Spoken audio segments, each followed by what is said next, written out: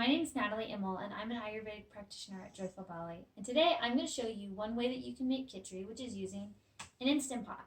Now, if you've never heard of an Instant Pot, it's basically an electric pressure cooker. And the reason I like to use it for making Kitchari is that it gives you really smooth, mushy, easy to digest Kitchari, and it only takes 30 minutes. So that's really nice if you're short on time. It gets Kitchari onto your table quickly, and it's very delicious and good that way.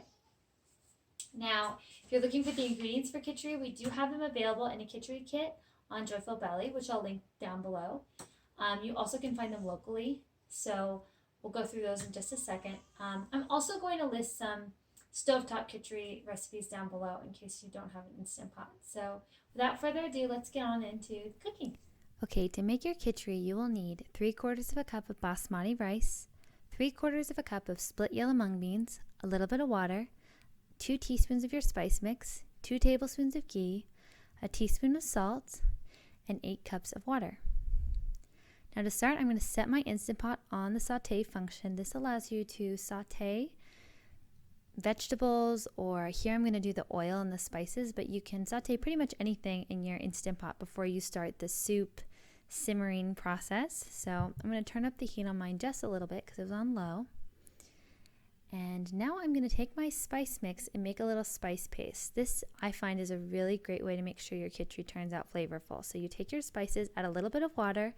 I'm listing the spices that we used on the screen, but you can use whatever spices work for your unique dosha. On Joyful Belly in our Kitchari kit, ours is a tridoshic spice mix, which I have here, that basically works for Vata, Pitta, and Kapha, but you may want something more Kapha pacifying or Vata pacifying. So spices allow you to really tailor the Kitchari just to your unique body. And one of the biggest complaints I hear about Kitchari is that people don't like the way it tastes, or they don't think it tastes good. I find that the most important way to get flavorful, tasty Kitchari is to make sure you're adding enough salt, and to make sure that you're sauteing the spices right into the ghee like this. It really creates a flavorful, delicious Kitchari. So now I'm going to add those spices to the melted ghee and give them a good stir with my wooden spoon here. One thing to be aware of when using an Instant Pot is that you don't want anything to stick to the bottom of the pan, because that actually affects the pressure cooking function on the Instant Pot. So just make sure that you're gently scraping the bottom with a wooden spoon as you're sauteing your spices in the ghee. This smells so good right now. It's nice and flavorful when you do it like this. So I'm going to add a little water just to assist in that scraping off the spices process that I'm doing here.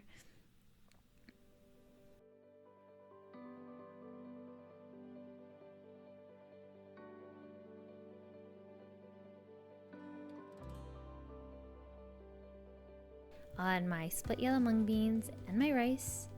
Give everything a stir. This basically coats the beans and the rice right into that infused ghee and makes it very flavorful and delicious. Love it. Now I'm going to add the rest of my water here. Give everything a really good stir. This is so easy. It gets a delicious Kitchari on your table in 20 minutes. It's amazing. This thing is a life changer. Now I'm going to make sure that, I forgot the salt. So I'm going to add the salt, turn off that saute function on my Instant Pot, give everything a final good stir, add my lid back on, make sure that the vent is in the sealed position. This is important for pressure cooking, so we're sealed, we're all good. Now I'm going to go to pressure cook and set it for 20 minutes. Now this is my favorite part and my kids' favorite part. They love to watch this. When I release the steam at the end, you don't have to do any natural release. You can immediately release the steam, but if you want, you can also let the steam release naturally. That'll just give you a soupier, easier to digest Kitchari. Now I'm going to remove the lid, and as you can see, this Kitchari is super soupy and easy to digest. It's really, we like to have Kitchari like this, really nice and soupy, but if this is too watery for you, you can definitely use a little bit less water. Just play around with the proportions. Okay, so now we've made our Kitchari, and I have 3 bowls here showcasing kind of different ways that you can serve it to individuals with different doshas in your family. So we have a Vata version here, a Pitta one, and a Kapha one.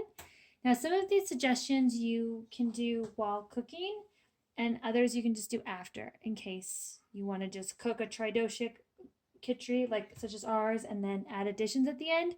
Or if you want to make a Vata pacifying Kitchari for the whole family, I'll show you how to do that too. So for the first one, we have a Vata pacifying version of Kitchari, and what I've done here is I've added a little bit of extra oil because Vata does really well with oil. You can also add more ghee, and we've added some more salt because salt, Vatas do really well with extra salt. And a way that you could cook a Vata pacifying Kitchari for the entire family would be to cook it in some kind of bone broth, or either homemade or store-bought, or you could just cook it in chicken broth too. It doesn't have to be bone broth, but the bone broth is especially enriching with all the minerals and fats. So that's a really good option for Vata.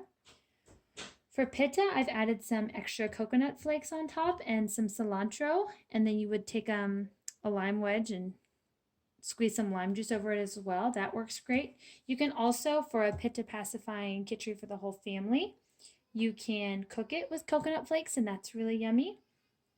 And then for a Kapha pacifying version, I've added a little bit of cayenne on top and some fresh sprouts. And if you're going to cook it for the whole family, you can also cook it with some broccoli that you just add right at the beginning, or you can cook it with some shredded ginger. So here's a few options to kind of give you an idea of how this could work for your entire family. Thank you so much for watching today's video on how to make Kitchari in the Instant Pot. If you liked the video, please be sure to like and subscribe and leave us a comment down below on what you thought. And we'll see you in the next video. Thank you so much.